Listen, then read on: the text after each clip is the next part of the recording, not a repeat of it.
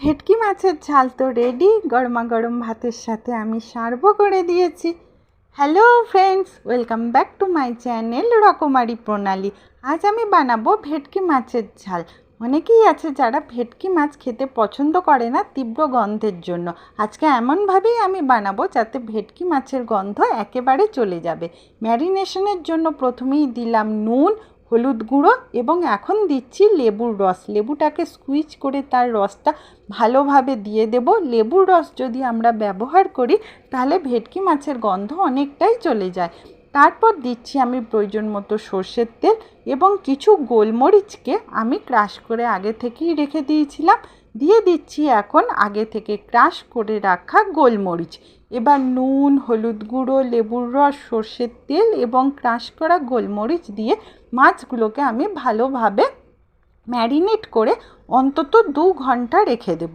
এইভাবে যদি লেবুর রস এবং গোলমরিচ দিয়ে ম্যারিনেট করে ভেটকি মাছকে রান্না করা যায়, ভেটকি মাছের তীব্র গন্ধও চলে যায় এবং মাছের স্বাদও অনেকটা বেড়ে যায়। 2 ঘন্টা পর কড়াইয়ে দিয়ে দিচ্ছি সর্ষের তেল। তেল গরম হয়ে গেলে একে একে ভেটকি মাছের পিসগুলোকে আমি দিয়ে দেব।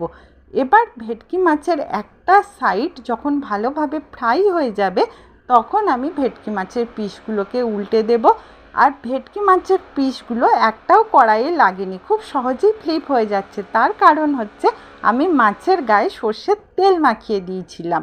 দুদিক থেকেই ভেটকি মাছ যখন ভালোভাবে ফ্রাই হয়ে যাবে মাছের টুকরোগুলোকে আমি তুলে নেব এবং লেফট ওভার তেলের মধ্যে প্রথমেই দিয়ে দিচ্ছি পেঁয়াজ কুচি। পেঁয়াজ কুচি দেবার পর পেঁয়াজ কুচিটাকে আমি গোল্ডেন ব্রাউন করে ফ্রাই করে নেব। যখনই পেঁয়াজে গোল্ডেন ব্রাউন কালার এসে যাবে দিয়ে দেব রসুন কুচি এবং কাঁচা লঙ্কা কুচি। রসুন কুচি ও কাঁচা লঙ্কা কুচিকেও আমি হালকা করে ফ্রাই করে নেব। এবার নিয়েছি আমি একটা মিক্সিং জার, তার মধ্যে দিয়ে দিচ্ছি একটা কাঁচা লঙ্কা এবং কালো সর্ষে। কাঁচা লঙ্কা ও কালো সর্ষের একটা ফাইন পেস্ট বানিয়ে নেব এবং পেস্টটা বানিয়ে নেবার পর তার মধ্যে জল দিয়ে আমি সেটাকে একটু পাতলা বানিয়ে নিয়েছি। এবার একটা ছাঁকনির সাহায্যে ছেঁকে আমি সর্ষে বাটার জলটাকে দিয়ে দেব এবং সর্ষে বাটার খোসাটাকে আমি ছেঁকে ফেলে দেব।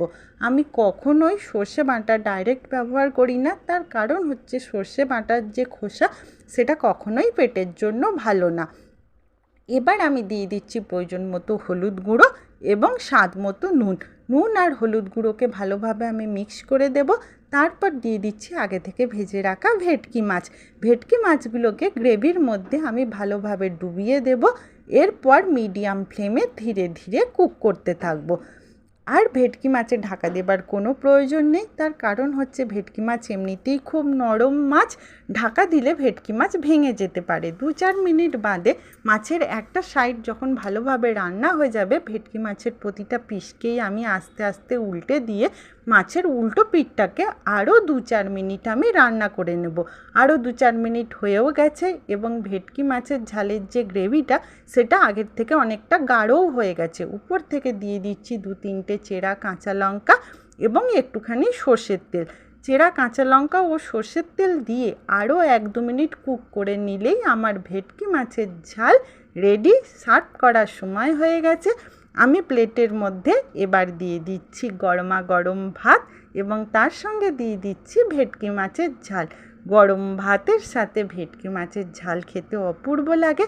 যদি রেসিপিটা ভালো লাগে লাইক করবেন এবং চ্যানেলে নতুন হলে রকমারি প্রণালীকে সাবস্ক্রাইব করে নেবেন। ধন্যবাদ।